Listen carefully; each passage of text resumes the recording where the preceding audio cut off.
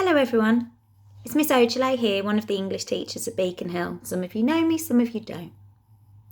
Here we are then, and we're reading one of the final chapters of Private Peaceful. And what a dramatic chapter you've just read. Let's have a little recap. Such highs and lows. Poor Tomo, he found out that Anna from Pop has not made it. She's another civilian casualty of this awful war. But then a real high when Tomo looks up, Charlie's there. Charlie has arrived back on the front line. The brothers are together again. But then, of course, the war never really lets up. And at the end of the chapter, it felt like everything was starting to get very intense and that Tomo perhaps is injured. Now, as we start our chapter, 5 to 5 it's called, remember the first few paragraphs feel like they're from a different time than the rest of the chapter, like every chapter so far. Almost like the first few chapters are in the present day, and then you find out what's happened to lead us up until that point. So let's start together. 65 minutes to go. How shall I live them? Shall I try to sleep? It would be useless to try. Should I eat a hearty breakfast? I don't want it. Shall I scream and shout? What would be the point? Shall I pray? Why? What for? Who to? No, they will do what they will do. Field Marshal Haig is God out here, and Haig has signed. Haig has confirmed the sentence. He has decreed that Private Peaceful will die. He will be shot for cowardice in the face of the enemy at 6 o'clock on the morning of the 25th of June, 1916. The firing squad will be having their breakfast by now, sipping their tea, hating what they will have to do. No one has told me where exactly it will happen. I don't want it to be some dark prison yard with grey walls all around. I want it to be where there is sky and clouds and trees and birds. It will be easier if there are birds. And let it be quickly over, please. Please let it be quickly over. I wake to the muffled sound of the machine gun fire, to the distant shriek of shells. The earth quivers and trembles around me, but I'm strangely relieved, for all this must mean that I'm not dead. Nor am I all that alarmed at first when all I can see is darkness, because it must be night. I must be lying wounded somewhere in no man's land, looking up into the black of the sky. But then I try to move my head a little, and the blackness begins to crumble and fall in on me, filling my mouth, my eyes, my ears. It's not the sky I'm looking at. It's earth. I feel the weight of it now pressing down on my chest. My legs cannot move, nor my arms. Only my fingers. How slowly I come to know and understand that I am buried alive, but then how fast I panic. They must have thought I was dead and buried me, but I'm not. I'm not. I scream then, and the earth fills my mouth and at once chokes off my breathing. My fingers scrabble, clawing frantically at the earth, but I'm suffocating and they cannot help me. I try to think, to calm my raging panic, to try to lie still, to force myself to try to breathe through my nose. But there's nowhere to breathe. I think of Molly then and commit myself to holding her in my head until the moment I die. I feel a hand on my leg. One foot is gripped, then the other. From far away I think I can hear a voice, and I know it's Charlie's voice. He's calling for me to hang on. They are digging for me, pulling at me, dragging me into the blessed daylight, out into the blessed air. I gulp the air like water, choking on it, coughing on it, and then at last I can breathe it in. The next thing I know, I'm sitting down in what looks like the remains of a concrete dugout, full of exhausted men, all faces I know. Pete is coming down the steps. He's gasping for breath like me. Charlie is still pouring the last dribbles from his water bottle onto my face. trying to clean me up. I thought we'd lost you, Tomo. Charlie's saying, the same shell that buried you killed half a dozen of us. You were lucky. Your head's a bit of a mess. You be still, Tomo. You've lost a lot of blood. I'm shaking now. I'm cold all over and I'm weak as a kitten. Pete is crouching beside us now, his forehead pressed against the rifle. All hell's broken loose out there, he says. We're going down like flies, Charlie. They've got us pinned down, machine guns on every side. Stick your head out there and you're a dead man. Where are we? I ask. Middle of bloody no man's land, that's where. We're on some old German dugout, Pete replies. We can't go forward. We can't go back. Then we best stay put for a while, hadn't we? Charlie says. I look up and see Sergeant Hanley standing over us, rifle in hand and shouting at us. Stay put! Stay put! You listen to me, Peaceful. I give the orders round here. When I say we go, we go. Do I make myself clear? Charlie looks straight in the eye, in open defiance, and does not look away, just like he used to with Mr. Munnings back at school. Soon as I give the word, the sergeant goes on, to everyone in the dugout now, we make a dash for it. And I mean all of us. No stragglers, no malingerers, that means you, Peaceful. Our orders are to press home the attack and then hold our ground. Only 50 yards or so to the German trenches, we'll get there easy. I wait till the sergeant moves away, until he can't hear. Charlie, I whisper, I don't think I can make it. I don't think I can stand up. It's all right, he says, and his face breaks into a sudden smile. You look a right mess, Tomo. It's all blood and mud with a couple of little white eyes poking out. Don't you worry. We'll stay together, no matter what. We always have, haven't we? The sergeant waits a minute or two by the opening of the dugout until there's a lull in the firing outside. Right, he said, this is it, we're going out. Make sure you've all got a full magazine and one up the spout. Everybody ready? On your feet, let's go. No one moves. The men are looking at each other, hesitating. What in hell's name is the matter with you? On your feet, damn you, on your feet. Then Charlie speaks up very quietly. I think they're thinking what I'm thinking, Sergeant. You take us out there, and their machine guns will just mow us down. They've seen us go in here, and they're waiting for us to come out. They're not stupid. Maybe we should stay here and then go back after dark. There's no point going out there and getting ourselves killed for nothing, is there? Are you disobeying my order, Peaceful? The sergeant is ranting like a man demented now. No, I'm just letting you know what I think, Charlie replies. What we all think.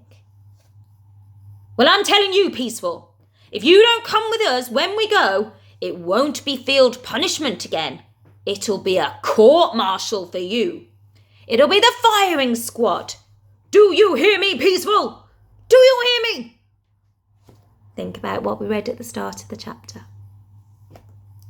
Who's being threatened with a court-martial? Yes, Sergeant, said Charlie. I hear you. But the thing is, Sergeant, even if I wanted to go, I can't go with you because I'd have to leave Tomo behind, and I can't do that. As you can see, Sergeant, he's been wounded. He can hardly walk, let alone run. I'm not leaving him. I'll be staying with him. Don't you worry about us, Sergeant. We'll make our way back later when it gets dark. We'll be all right. You miserable little worm, Peaceful. The sergeant is threatening Charlie with his rifle now, the bayonet inches from Charlie's nose and trembling with fury. I should shoot you right where you are and save the firing squad the trouble. But for just a moment, it looks as though the sergeant will really do it, but then he remembers himself and turns away. You lot, on your feet! On my word, I want you men out there. Make no mistake, it's a court-martial for anyone who stays. One by one, the men get unwillingly to their feet, each one preparing himself in his own way. A last drag on a cigarette, a silent prayer, eyes closed. Go, go, go! The sergeant's screaming, and they do go. leaping up the steps of the dugout and dashing out into the open. I hear the German machine guns opening again. Peter's the last to leave the dugout. He pauses on the step and looks back down at us. "You should come, Charlie," he says. He means it. The bastard means what he says, I promise you. "I know he does," says Charlie, "and so do I. Good luck, Pete. Keep your head down." Then Pete is gone and we're alone together in the dugout. We don't need to imagine what's going on out there. We can hear it, the screams cut short. The death rattle of machine guns, the staccato of rifle fire, picking them off one by one. Then it goes quiet and we wait. I look across at Charlie. I can see there's tears in his eyes. "Poor beggars," he says. "Poor beggars." And then, "I think I've cooked my goose good and proper this time, Tomo." "Maybe the sergeant won't come back," I tell him. "Oh, let's hope," says Charlie. "Let's hope." I must have drifted in and out of consciousness after that. Each time I woke, I saw another one or two had made it back to the dugout, but still no Sergeant Hanley. Still I hoped.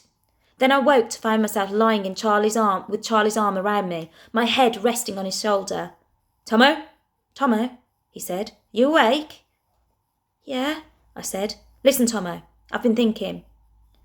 "If the worst happens—" "It's not going to happen," I interrupted. "Just listen, Tomo, will you?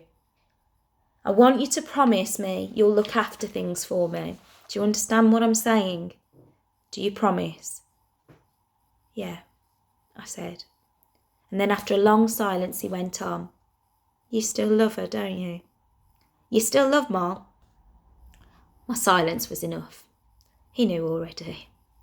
"Good," said Charlie. "And there's something else I want you to look after too." He lifted his arm away from behind me, took off his watch and strapped it on my wrist. "There you are, Tomo. It's a wonderful watch, this. Never stop, not once. Don't lose it." I didn't know what to say. "Now you go back to sleep again," he said. And in my sleep I dreamt again my childhood nightmare, Father's finger pointing at me, and I promised myself even as I dreamt that when I woke this time I would at last tell Charlie what I did in that forest all those years ago. I opened my eyes. Sergeant Hanley was sitting across the dugout from us, looking at us darkly from underneath his helmet. As we waited for any others to come in and for darkness to fall, the sergeant sat there, not saying another word to Charlie or to anyone, just glaring unwaveringly at Charlie. There was cold hate in his eyes. By nightfall, there was still no sign of Pete, nor of a dozen others who'd gone out with the sergeant to join that futile, pointless charge. The sergeant decided it was time to go, so in the dark of the night, by twos and threes, the remnants of the company crawled back to our trenches again across no man's land, Charlie half dragging, half lifting me all the way. From my stretcher in the bottom of the trench, I looked up and saw Charlie being taken away under close arrest. It happened so fast after that. There was no time for goodbyes. Only when he'd gone did I remember again my dream and the promise I'd made in it and had not kept. They did not let me see him again for 6 weeks. And by then the court-martial was all over. The death sentence passed and then confirmed. That was all I knew, all anyone knew. I knew nothing whatever of how it all happened until yesterday, when at last I was allowed to see him. They were holding him at Walker Camp. The guard outside said he was sorry, but I only had 20 minutes. "Orders," he said. "It's a stable. At least it smells like it, with a table and 2 chairs, a bucket in the corner and a bed along one wall. Charlie is lying on his back, hands under his head, legs crossed. He sits up as soon as he sees me and he smiles broadly. "Oh, I hoped you'd come, Tomo," he says. "I didn't think they'd let you. How's your head? Is it all mended?" "Good as new," I tell him, to respond to his kind in cheeriness. And then we're standing there, hugging one another, and I can't help myself. "I want no tears," he whispers in my ear. This is going to be difficult enough without tears. He holds me at arm's length. Do you understand? I can do no more than just nod. He has had a letter from home from Molly, which he must read out to me, he says, because it makes him laugh and he needs to laugh. It's mostly about little Tomo. Molly writes about how he's already learning to blow raspberries, and they're every bit as loud and rude as ours were when we were young. And she says Big Joe sings to him to sleep at night. Oranges and lemons, of course. She ends by sending her love and hoping we're both well. Doesn't she know? I ask. No, Charlie says. And they won't know, not till afterwards. They'll send a telegram. They didn't even let me write home until today. As we sit down at the table, he lowers his voice and we talk in half whispers now. You'll tell them how it really was, won't you, Tomo? It's all I care about now. I don't want them thinking I was a coward. I don't want that. I want them to know the truth. Didn't you tell the court-martial? I ask him. Of course I did. I tried my very best. But there's none so deaf as them that don't want to hear.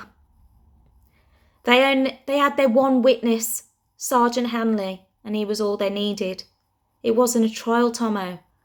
They'd made up their minds I was guilty before I even sat down. I had 3 of them, a brigadier and 2 captains, looking down their noses at me as if I was some sort of dirt.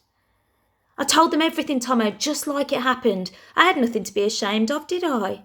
I wasn't going to hide anything. So I told them that, yes, I did disobey the sergeant's order because the order was stupid, suicidal.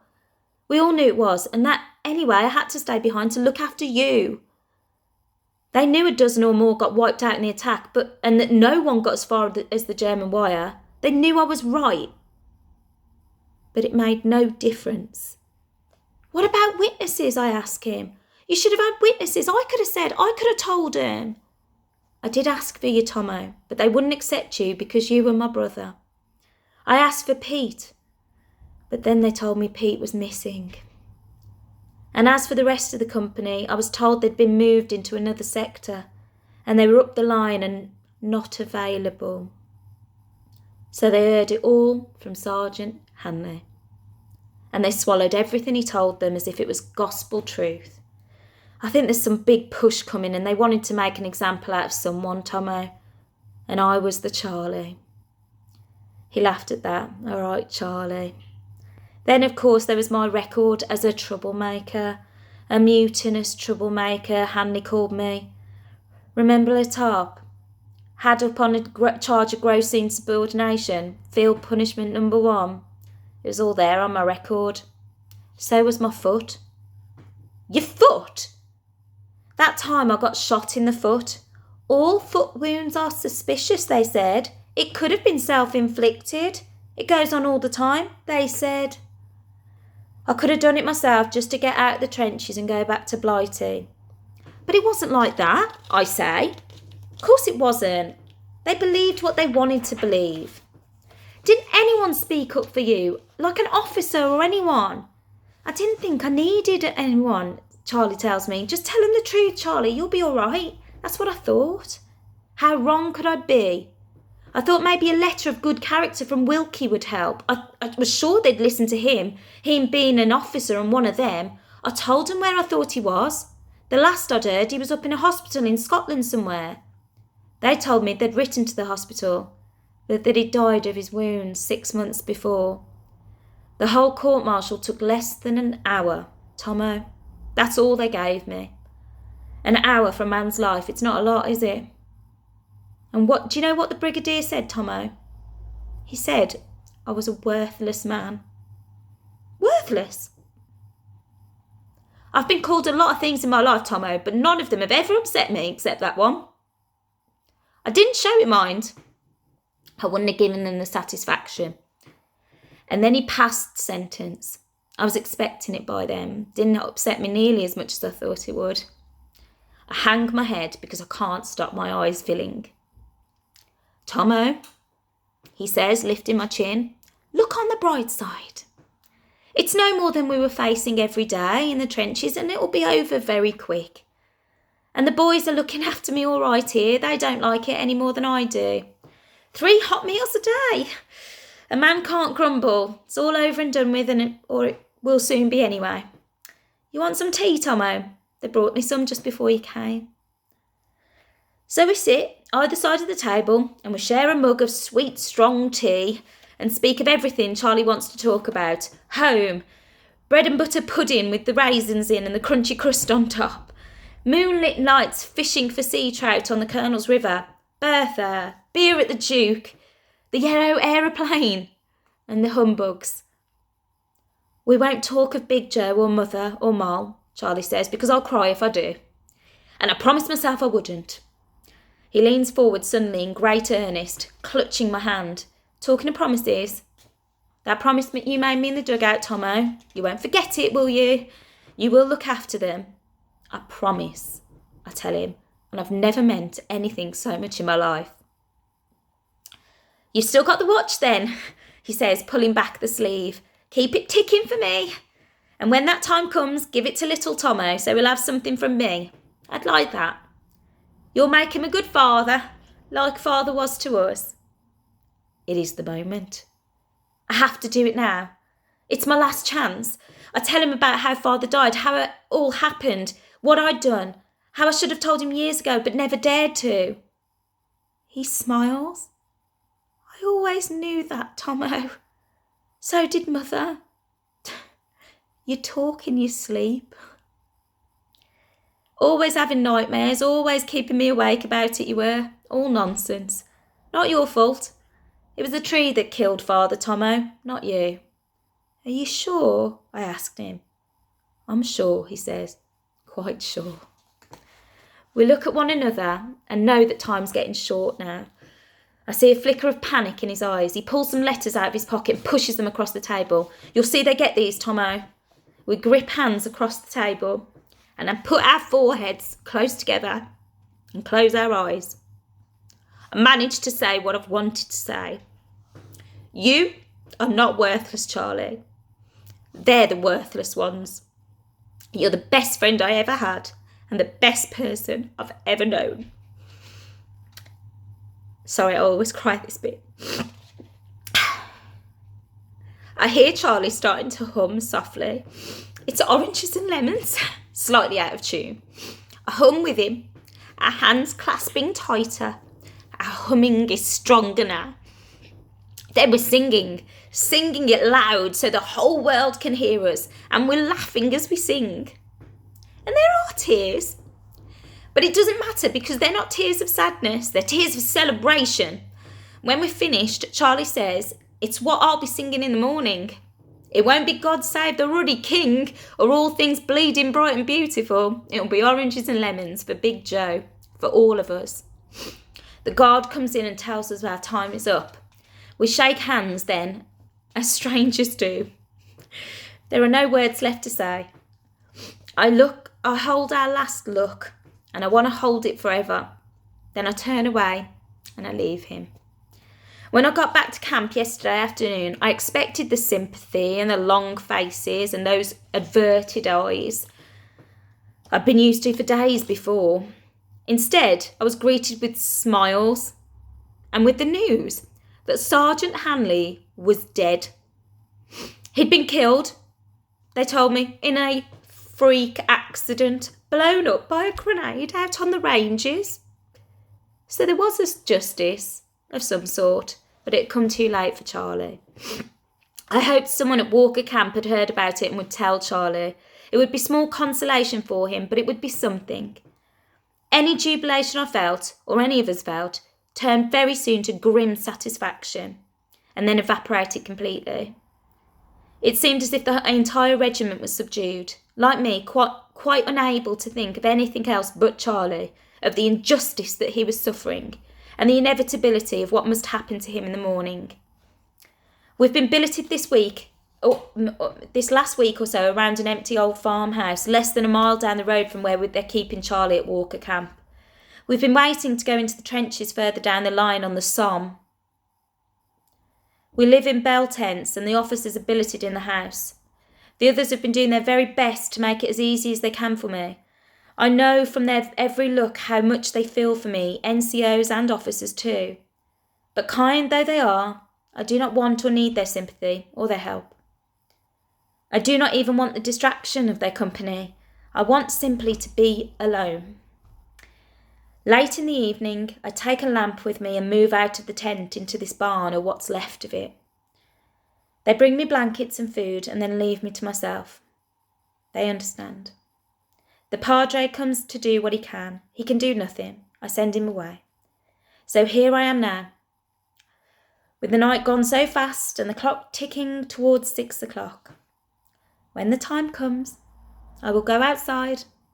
I will look up at the sky because I know Charlie will be looking up at the same sky.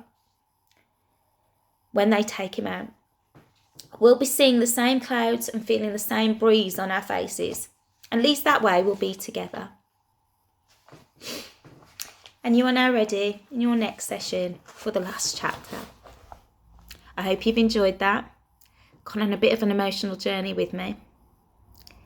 The comprehension questions will be available based on this chapter. Can't recommend reading the last chapter enough. Bye then.